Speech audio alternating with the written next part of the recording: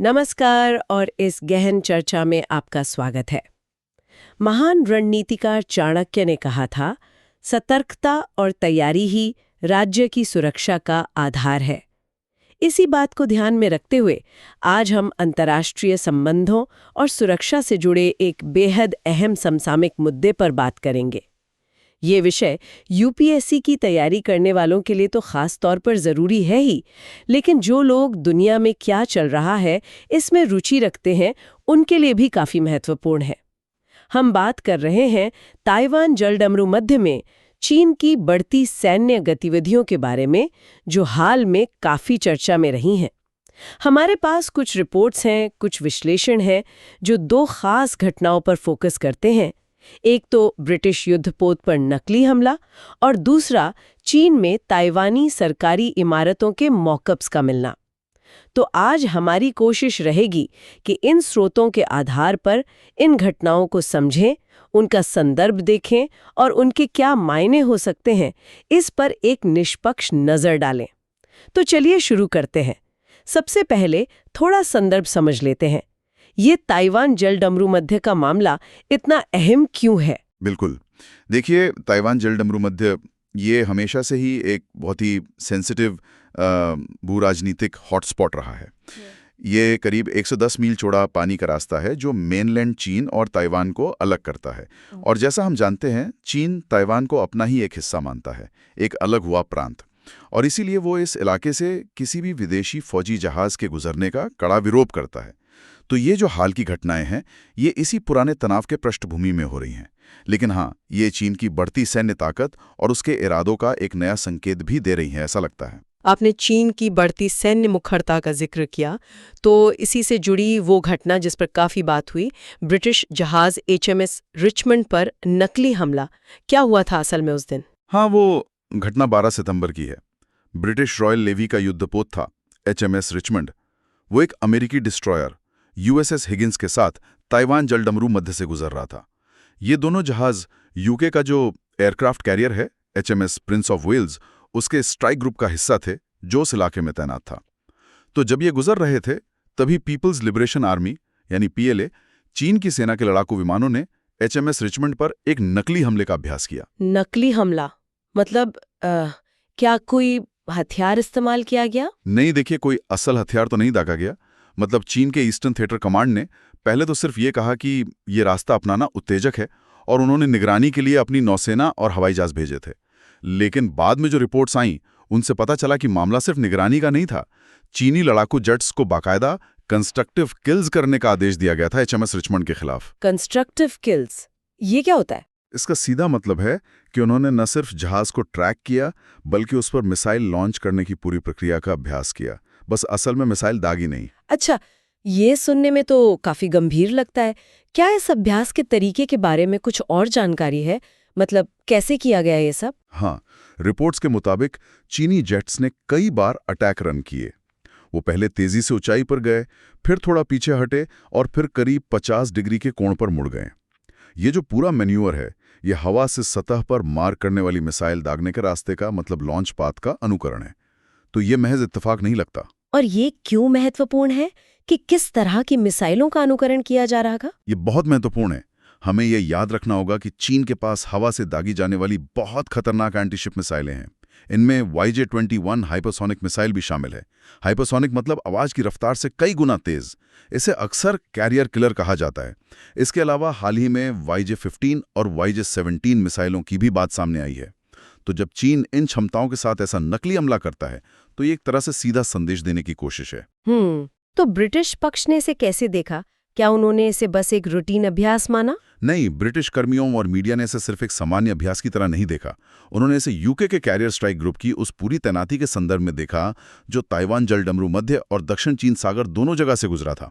British अधिकारियों ने इसे साफ तौर पर जानबूझकर किया गया उत्पीड़न कहा और सूचना युद्ध यानी इंफॉर्मेशन वॉरफेयर का हिस्सा बताया। सूचना युद्ध मतलब? सूचना युद्ध का मतलब होता है ऐसी सैन्य या राजनीतिक गतिविधियां जिनका मकसद सीधे नुकसान पहुंचाना नहीं, बल्कि मनोवैज्ञानिक दबाव बनाना होता है। मतलब भ्रम फैलाना या अपने इरादे और अपनी ताकत का प्रदर्शन करना। अच्छा, इस बारे में ब्रिटिश अधिकारियों के कुछ बयान भी शायद आए थे। बिल्कुल। ब्रिटिश मीडिया में HMS प्रिंस ऑफ वेल्स के एक अनाम अधिकारी का बयान आया था। वो कह रहे थे कि चीनी हमें मारने का नाटक कर रहे थे। उन्होंने ये भी बताया कि वे उस रास्ते पर चलते हैं जिस पर वो हमला करने पर जाते हैं, और ये भी कि वे ऊंचाई हासिल करते हैं, फिर पीछे हटते हैं और 50 डिग्री पर मुड़ते हैं। ये एक सूचना युद्ध ऑपरेशन है। वे चाहते हैं कि हम जाने कि वे हमें निशाना बना रहे हैं। एक और अधिकारी थे, सब लेफ्टिनेंट रोहन लुइस। उन्होंने तो इसे और भी साफ शब्दों में उत्पीड़न बताया। कहा कि चीनी विमान करीब आने की कोशिश कर रहे थे, हमें थोड़ा धक्का देने की कोशिश कर रहे थे, ये देखने के लिए कि वे कितनी दूर जा सकते हैं। लेकिन क्या इसमें कोई मतलब कोई सकारात्मक पहलू भी देखा गया ब्रिटिश नजरिए से? हाँ, कुछ हद तक। कुछ अधिकारियों ने इसे एक ट्रेनिंग के मौके की तरह भी देखा, मतलब पारस्परिक रूप से लाभकारी अनुभव, क्योंकि इससे उनके सैनिकों को चीनी वायुसेना की रणनीति और उनके काम करने के तरीके को करीब से देखने का मौका मिला। लेकिन हाँ, उत्पीड़न वाली बात को नकारा नहीं गया। यहाँ एक दिलचस्प बात ये उभर रही है कि चीन सीधा टकराव तो नहीं कर रहा, लेकिन दबाव बनाने की कोशिश जरूर कर रहा है। इसे क्या कहेंगे? हाँ, ये चीन की ग्रे जोन रणनीति का एक बहुत स्पष्ट उदाहरण है। ग्रे जोन रणनीति में ऐसी कार्रवाइयां आती हैं जो पारंपरिक युद्ध की सीमा से तो नीचे होती हैं, पर वो सामान्य शांति वाली स्थिति से कहीं ज्यादा दबाव डालने वाली और जबरदस्ती वाली होती हैं। इसमें जैसे सैन्य अभ्यास दिखाना, समुद्री मिलिशिया का इस्तेमाल करना, आर्थिक दबाव बनाना या साइबर हमले करना, ये सब शामिल हो सकता है। अच्छा, तो HMS रिचमंड पर ये जो नकली हमला हुआ, इसे इसी रणनीति के तहत एक नपीतुली वृद्धि यानी कैलिब्रेटेड एस्केलेशन कह सकते हैं। मतलब जानबूझकर तनाव को थोड़ा बढ़ाना। लेकिन इतना नहीं कि खुला संघर्ष छिड़ जाए। बिल्कुल, बस वही तक। लेकिन इसमें एक बड़ा खतरा भी है। खतरा किस तरह का? खतरा है गलत अनुमान का, मिसकैलकुलेशन का। ऐसी स्थितियों में ये जोखिम बहुत बढ़ जाता है। जैसे मान लीजिए नकली हमले के दौरान अगर किसी रेडार सिस्टम ने विमान को लॉक कर लिया, तो उसे गलती से असली हमला समझा जा सकता है और फिर अनजाने में कोई जवाबी कार्रवाई हो सकती है जिससे स्थिति नियंत्रण से बाहर हो सकती है। ये बहुत ही महीन रेखा है जिस पर यह सब चल रहा है। ठीक है, ये घटना तो हुई ताइवान जलडमरू मध्य में। क्या इसी तरह की चीनी गतिविधियां हमें बड़े इंडो पैसिफिक क्षेत्र में भी दिख रही हैं, खासकर दक्षिण चीन सागर में? हाँ बिल्कुल, ये घटना अकेली नहीं है। इसी तैनाती के दौरान जब HMS प्रिंस ऑफ वेल्स दक्षिण चीन सागर के विवादित स्प्रैटली द्वीप समूह के पास से गुजरा था, तब भी चीनी जहाज़ों ने उसका पीछा किया था। चीन तो लगभग पूरे दक्षिण चीन सागर पर अपना दावा करता है, जबकि फिलीपींस, वियतनाम, मलेशिया जैसे कई और देश भी हैं जिनके अपने दावे हैं। 2016 में एक अंतर्राष्ट्रीय ट्रिब्यूनल ने चीन के दावों के खिलाफ फैसला भी दिया था, लेकिन चीन उसे मानता नहीं है और लगातार उस इलाके में अपनी सैन्य मौजूदगी और वो जो कृत्रिम द्वीप बना रहा है वो सब बढ़ा रहा है। इस पर यूके और बाकी देशों का क्या रुख है? देखिए, यूके, अमेरिका, ऑस्ट्रेलिया, कनाडा ऐसे कई देश हैं जो लगातार अंतर्राष्ट्रीय पानी में जहाज़ों की आवाजाही की स्वतंत्रता यानी फ्रीडम ऑफ नेविगेशन के सिद्धांत पर जोर देते हैं। उनका मानना है कि ताइवान जलडमरू मध्य हो या दक्षिण चीन सागर, ये अंतर्राष्ट्रीय जल मार्ग हैं और उन्हें यहाँ से गुजरने का पूरा अधिकार है। जैसा कि ब्रिटिश रक्षा सचिव जॉन हीली ने इसी साल कहा भी था कि अंतर्राष्ट्रीय नियमों, समुद्र की स्वतंत्रता और इंडो पैसिफिक में स्थिरता और सुरक्षा में हमारा सीधा हित है। तो ये देश समय समय पर इस क्षेत्र में अपने जहाज भेजकर इसी अधिकार को जताते हैं। इसे फोनोप्स कहते हैं, फ्रीडम ऑफ नेविगेशन ऑपरेशंस। अच्छा, कुछ ब्रिटिश मीडिया ने इस नकली हमले को ढीठ युद्ध मुद्रा यानी ब्रेजन वॉर पोस्चरिंग कहा, लेकिन जैसा आपने पहले भी इशारा किया, क्या चीन के लिए ऐसे अभ्यास वाकई में इतने असामान्य हैं? देखिए, इस तरह के अभ्यास खासतौर पर विदेशी सैन्य जहाज़ों के आसपास चीन के लिए पूरी तरह से नए या असामान्य नहीं है। इन्हें अक्सर असली लड़ाई की स्थितियों की तैयारी या अनुकरण मतलब सिमुलेशन के तौर पर देखा जाता है। जैसे पहले भी खबरें आई हैं कि चीनी शोधकर्ताओं ने वॉर गेम सॉफ्टवेयर का इस्तेमाल करके अमेरिकी aircraft carrier USS Gerald R. Ford पर 24 हाइपरसोनिक मिसाइलों से नकली हमला करके उसे डुबोने का अनुकरण किया था। अच्छा। हाँ, और इतना ही नहीं, चीन के रेगिस्तानी इलाकों में अमेरिकी विमानवाहक पोतों और दूसरे युद्धपोतों के बड़े बड़े नकली मॉडल देखे जाने की खबरें भी काफी समय से आ रही हैं, जिनका इस्तेमाल शायद मिसाइल टेस्टिंग या हमले के अभ्यास के लिए होता है। विमानवाहक पोतों के नकली मॉडल, ये तो अपने आप में एक बड़ा संकेत है, लेकिन हाल ही में इससे भी ज्यादा चौंकाने वाली एक और बात सामने आई है ताइवान की इमारतों के नकली मॉडल के बारे में। ये क्या मामला है? हाँ, ये एक बहुत ही अहम और कह सकते हैं चिंताजनक डेवलपमेंट है। हाल की सैटेलाइट तस्वीरों से पता चला है कि चीन ने इनर मंगोलिया में उसका एक बहुत बड़ा सैन्य ट्रेनिंग बेस है, झुरीहे बेस। वहां पर ताइवान की खास सरकारी इमारतों की हूबहू नकलें बना रखी हैं।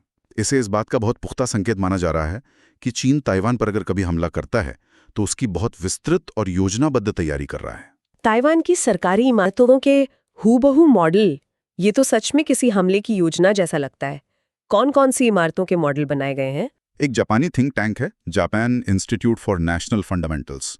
उन्होंने सैटेलाइट तस्वीरों का विश्लेषण करके बताया है कि पीएलए ने झुरीहे बेस पर ताइवान का जो न्यायिक युआन है, जुडिशियल युआन, उसका एक नकली ढांचा बनाया है। रिपोर्ट ये भी कहती है कि ये ढांचा एक करीब 280 मीटर लंबी भूमिगत सुरंग से जुड़ा हुआ है और इसके ठीक बगल में एक और इमारत है जो बिल्कुल ताइवान के राष्ट्रपति कार्यालय जैसी दिखती है। इसका जिक्र तो 2015 में चीनी सरकारी मीडिया में भी आया था। और क्या इन नकली इमारतों के आसपास किसी तरह की सैन्य गतिविधि या ट्रेनिंग भी देखी गई है? हाँ बिल्कुल। रिपोर्ट में यह भी कहा गया है कि हाल के सालों में बीजिंग ने उसी जगह पर ताइवान के रक्षा मंत्रालय और विदेश मंत्रालय जैसी दिखने वाली इमारतें भी बनाई हैं। 2022 की सैटेलाइट तस्वीरों में दिख रहा है कि चीनी पीएलए सैनिक बख्तरबंद गाड़ियों के साथ नकली विदेश मंत्रालय और नेता के दफ्तर के पास रोड ब्लॉक लगा रहे हैं, हमले से पहले की तैयारी जैसा। उसी साल अगस्त में तस्वीरों में एक पूरी ब्रिगेड लेवल की फोर्स को नकली राष्ट्रपति महल की रक्षा करने वाले दुश्मन बल के साथ लड़ाई का अभ्यास करते हुए दिखाया गया है। थिंक टैंक की एक रिसर्चर हैं माकी नाकागावा। उनके मुताबिक बीजिंग ने झुरीहे ट्रेनिंग बेस को तेजी से रेनोवेट किया है और वहां लड़ाकू उन्मुख प्रशिक्षण यानी कॉम्बैट ओरिएंटेड ट्रेनिंग लागू की है। अगर हम इन सब चीजों को जोड़कर देखें, ये नकली हमले, वो कैरियर के मॉडल और अब ये सरकारी इमारतों के सटीक मॉडल, तो ये किस बड़ी तस्वीर की ओर इशारा कर रहा है? देखिए, ये सारे टुकड़े मिलकर एक काफी साफ तस्वीर बनाते हैं। ये अलग अलग घटनाएं नहीं हैं, बल्कि ये चीन द्वारा ताइवान पर अपने दावे को मजबूत करने और किसी भी संभावित सैन्य कार्रवाई के लिए बहुत गंभीरता से तैयारी करने का एक बड़ा पैटर्न लगता है। ये सिर्फ अपनी सैन्य ताकत दिखाना नहीं है, ये मनोवैज्ञानिक दबाव बनाना भी है, अपने इरादे जताना भी है और शायद भविष्य में किसी हमले को ज्यादा असरदार या कहिए फूल प्रूफ बनाने की कोशिश भी है। कई एक्सपर्ट्स तो पहले से ही अनुमान लगा रहे हैं कि चीन 2027 तक ताइवान पर हमला करने की क्षमता हासिल कर सकता है या शायद इरादा रखता है। ये जो नकली इमारतें हैं और ये अभ्यास हैं, ये उसी तैयारी का ठोस सबूत जैसे लगते हैं। तो हमने देखा कि कैसे ये नकली हमले और ये विस्तृत नकली इमारतें महज कोई अकेली घटनाएं नहीं हैं, बल्कि एक सोची समझी रणनीति का हिस्सा नजर आती हैं। यूपीएससी उम्मीदवारों के लिए इन घटनाओं का क्या विशेष महत्व है? उन्हें इस जानकारी को किस नजरिए से देखना चाहिए? यूपीएससी उम्मीदवारों के लिए ये विषय कई लिहाज से बहुत जरूरी है।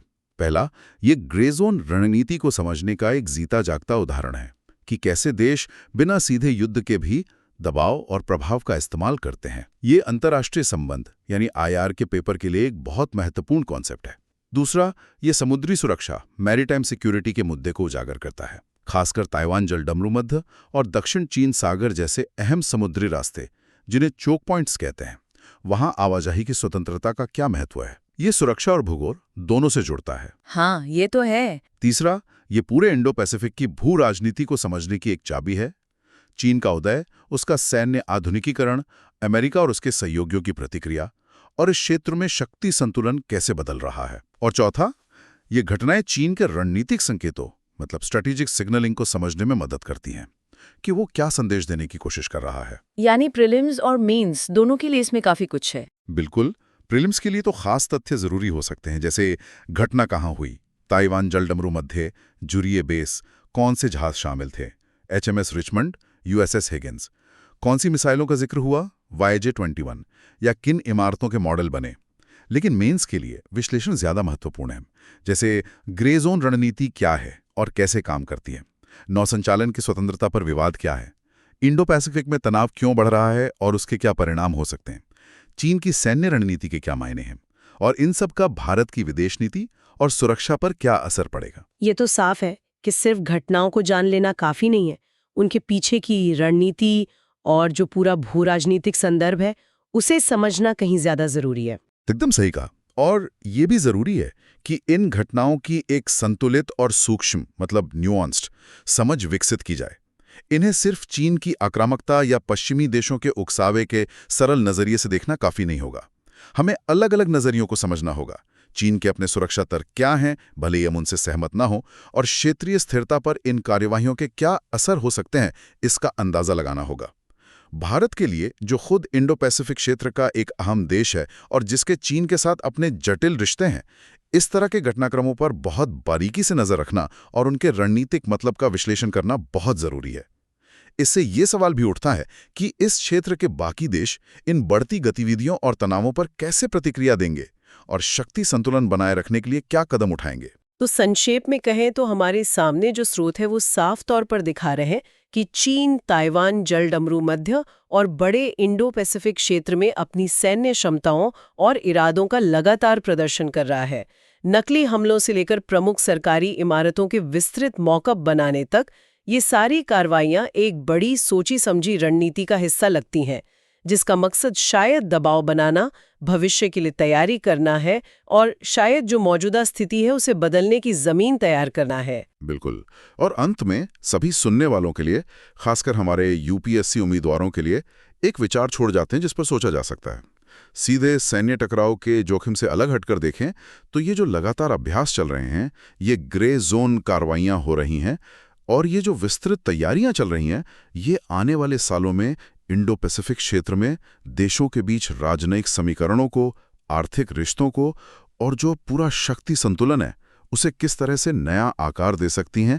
ये एक ऐसा सवाल है जिसका जवाब तो भविष्य में मिलेगा, लेकिन जिसके संकेत हमें आज की इन घटनाओं में जरूर दिख रहे हैं। निश्चित रूप से ये एक महत्वपूर्ण प्रश्न है जिस पर लगातार नजर बनाए रखना जरूरी है। हम अपने सभी श्रोताओं को और खास तौर पर यूपीएससी उम्मीदवारों को प्रोत्साहित करते हैं कि वे ऐसे महत्वपूर्ण अंतर्राष्ट्रीय घटनाक्रमों से अवगत रहें और उनका विश्लेषण करते रहें। अगर आपको हमारी ये चर्चा उपयोगी लगी हो तो कृपया इसे लाइक करें, हमारे चैनल को सब्सक्राइब करें और अगर आपके कोई प्रश्न है या आप भविष्य में किसी और विषय पर ऐसी ही चर्चा सुनना चाहते हैं तो नीचे टिप्पणी अनुभाग में जरूर बताएं। इस विश्लेषण में शामिल होने के लिए आप सभी का बहुत बहुत धन्यवाद।